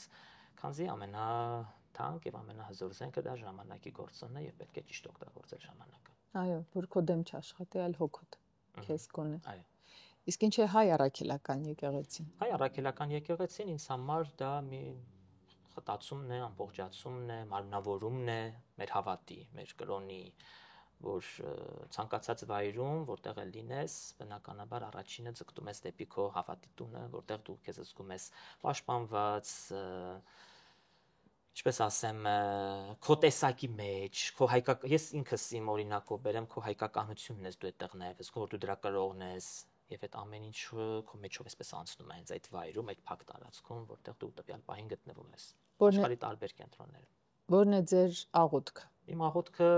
այս ներկա իրադարձությունների հետ, վերջին իրադարձությունների հետ պայմանավորված, բնականաբար մեր նախ եւ առաջ մեր հայրենիքի անսասանությունն ու ամրությունը, որին մեր ժողովուրդը պիտի հասնի գիտակցված, գիտելիքներով զինված լինելու ճանապարհով միմիայն։ Քանզի իրականության այս արդյունքը իմ կարծիքով դա միայն ու միայն տգիտության հետևանք է։ Կրթված սրիկաներ չեն լինում, Արսեն։ Չեմ կարծում, եթե կրթված ես, դու կրողն ես ճշմարիտ կրթության, դու չես կարող լինել սրիկա։ Ինչ որ միտեղ ուրեմն դու սայթակել ես։ Ինչ որ միտեղ։ Լավ բան եք ասում։ Չնայած ինձ թվում է խղճի գոյությունը միշտ չի որ կրթության հետ կապ ունի, բայց երևի ճիշտ է, այսինքն եթե ազգային խորքային կրթություն ունենա, հա, իրապես դու դա կրում ես, իր քայլերը գնահատում ես, դրա արժեքը գիտակցում ես, դու ոնց կարող ես դրան հակառակ գնալ։ Ինքդ քեզ։ Ես դա չեմ պատկերացնում։ Հա, ինքդ քեզ հակառակ գնալ։ Սխալ եմ, բայց ինքս ես դա ուղղակի չեմ պատկերացնում, ինչպես կարելի է։ Որ աղոթքն եք սիրում ամենից շատ։ Տերունական, բնականաբար, ամենա այսպես հանգստացնող նաև։ Ով է ձեր սուրբը, եթե կա այդպիսին։ Չէ, որպես այդպիսին չառանձնացնեմ։ Տիրամայրը չի։ Տիրամայրը ինձ համար առանձնահատուկ կերպար է, այո, եւ հետաքրքիր բան եք ասում, Տաթևի վանքում լինելուց այնպես է ստացվում, որ ես յուրաքանչյուր տարի մասնակցում եմ Տիրամոր վերափոխման տոնին հենց Տաթևի վանքում։ Ու այնտեղ պատարագի վերջում միշտ այդ քարոզը կա, չէ, հատուկ տվյալ օրը խորհրդանշող սրբին նվիրված եւ մի հատուկ ակնածանքով եմ լսում այդ պատմությունը Տիրամոր վերափոխման, որ մի յուրահատուկ ձևով եմ անցալում։ Դուք 6 գիրք ունեք, թե 5։ 11։ 11։ Էս չափսի։ Եվ այդ եւ մի փոքր ավելի փոքր։ Ես կսպասեմ 12-րդը Տիրամոր ու կանանց թեմայով։ Մնում ապրեմ ինչեւ։ Ես առանձին կվերցեմ, առանց տուփի, առանց բանի։ Արսեն ջան, գերագույն հաճույքեր ամեն վարքյանը։ Ես եմ շնորհակալ, մեր հավատքի ուժը նաև հողի բարեբերության մասին է, մեր հողի, որովհետև ձեզպես հիանալի հյուրերի տնկած ամեն մի ծիլը տալու է մեծ ու կարևոր պտուղներ, ու այդ բարեբերությունը երևի կտա մեր երազած պատկերը վերջնական, մեր երկրի, մեր ինքնության, մեր հոգու եւ մեր հենման կետը կվերադարձնի մեզ։ Հավատքի ուժի այս եթերաշրջանը մենք անվանում ենք հենման կետ եւ փորձում ենք գտնել մեր կետը։ Շնորհակալություն, ես շնորհակալ եմ ձեզ այս կարևոր խնդիրներին անդրադառնալու համար, որովհետեւ այսօր շատ քիչ է խոսվում մեր գրավոր ժառանգությունից, իսկ մեր ինքնության, մեր արժեհամակարգի, մեր լինելիության, ինչու՞ չէ, նաև ապագան, կարծում եմ նախ եւ առաջ մեր գրավոր եւ մեր ընդհանրապես պատմական ժառանգությունը ճիշտ ճանաչելն ու գնահատելն է։ Այդպես էլ կա։